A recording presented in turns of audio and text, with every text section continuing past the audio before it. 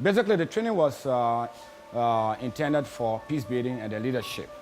Within the leadership, peace building leadership, the entire project objective actually is to changing mind, changing attitudes. The youth and the older ones were divided on opinion, right? Because of perception. Youth felt that the elders and the chiefs, they were decision makers, so as a result they were not part of the decision making processes. And then the elders on the other side, their perception about youth was that youth were troublemakers. And that perception came about as a result of the Civil War, obviously. Liberian youth have had it bad, very bad. If you think that we have possibly lost a couple of generations in Liberia during the war, because people refer to the war as 14 years, but actually the country was in conflict for over 20 years. And so there was a great number of people that did not have access to any form of education. Brothers went against sisters, sisters went against fathers, fathers went against children. Basically, that was it. The youth make up 60% of the population. And people say we are the future leaders. But how can we be a future leaders and we have all these things on our mind? We have violence, we have this one, we have this one. We need to give them tools so that they can teach their own children.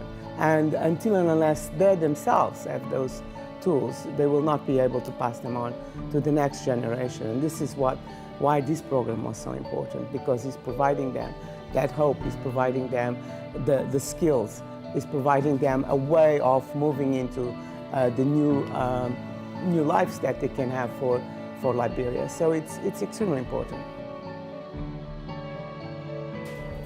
This program, I'm very glad that it came, because like for me, in my community, I was very rude. I used to assault women. Like my first wife, she must say I have to part, because I was so insulting when it comes to women. Especially one of the issues too here had to do with the issue of tribalism. If you're taking somebody to be different from you, either because they are disabled or because for which of the ethnic background they are from, if we do such a thing, it will not be good. So we traumatize that. We tell most of them that every one of us, we are one. Wherever the race is, the color, we should consider each person to be one. So we already taught that, and a lot of them, they learn a great lesson from that. But now the training make me to know that I am important. Anytime they're making decisions, we can be involved and get our idea, and they can respect it, and we'll come to one agreement. But since the program came and I went in the training, we went through the training and we went back in our community to start teaching other people. I was like mirror in my community, because when other people saw me changing, they said, yes, if this guy can change, then there's a league we can change. And some of the things that we do is whenever there is problem in the community, like men fighting their women or marketers fighting among themselves, we go and solve the problem peacefully, that both parties will be satisfied.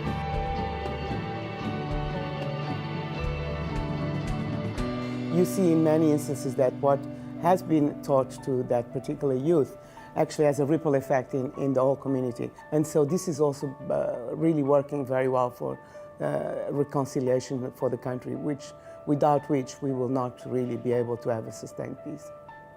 I'm very, very, very proud. We are very, very proud. We are very, very proud. Because, I mean, we are leaving footprints behind, and we expect people to follow. But there are still more work to be done in the communities under this joint program for youth empowerment. Definitely, there's still a lot to be done.